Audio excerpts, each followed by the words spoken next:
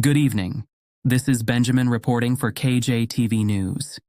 At least 28 Palestinians were killed late Tuesday following a series of Israeli airstrikes near the European hospital in Khan Younis in southern Gaza.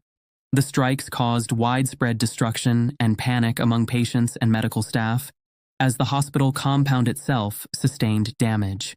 Witnesses described terrifying scenes, with patients on crutches, others crying for their children, and some being dragged on hospital beds to escape the chaos.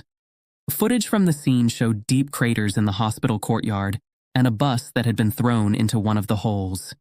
Emergency workers scrambled to help the wounded as the hospital attempted to remain operational despite the damage.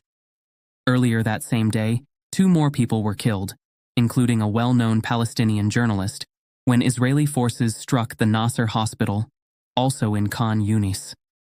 Hassan Aslih, who had previously been injured in an airstrike and was recovering at the time, died from the renewed attack. Aslih was accused by Israeli authorities of working with Hamas, though no independent verification of these claims has been made.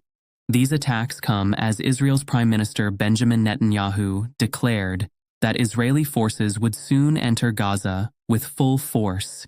He stated that while a temporary ceasefire might occur, the war would not stop until Israel achieved its objectives.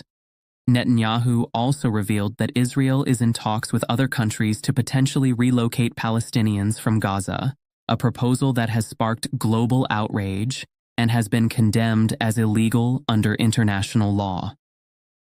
The situation in Gaza has drawn fresh condemnation from global leaders. United Nations humanitarian chief Tom Fletcher addressed the Security Council, warning that the international community must act immediately to prevent genocide. The humanitarian situation has continued to deteriorate, with the World Health Organization warning that famine is looming and that hunger and malnutrition could leave a lasting impact on an entire generation. While the Israeli military maintains that Hamas is using hospitals as command centers, Hamas officials and international organizations deny these claims. The military has confirmed the strikes, but insists they were targeting militants hiding under medical facilities. Elsewhere in northern Gaza, more airstrikes on Wednesday morning destroyed several homes, killing at least 48 people, including more than 20 children.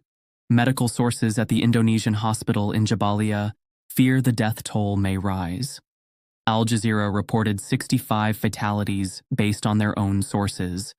Since the war began on October 7, 2023, more than 52,000 Palestinians, most of them women and children, have been killed, according to Gaza's health authorities. The humanitarian situation has continued to deteriorate, with the World Health Organization warning that famine is looming and that hunger and malnutrition could leave a lasting impact on an entire generation. Despite the devastating toll, no permanent ceasefire has been agreed upon. Hamas says it is engaged in direct negotiations with the United States, but progress remains uncertain. The international community continues to call for restraint and protection of civilians, but the violence shows no signs of ending. This has been a special report by KJTV News. I'm Benjamin, and we will continue to bring you updates on this developing crisis in Gaza and the Middle East. Thank you for watching, and don't forget to subscribe for more news.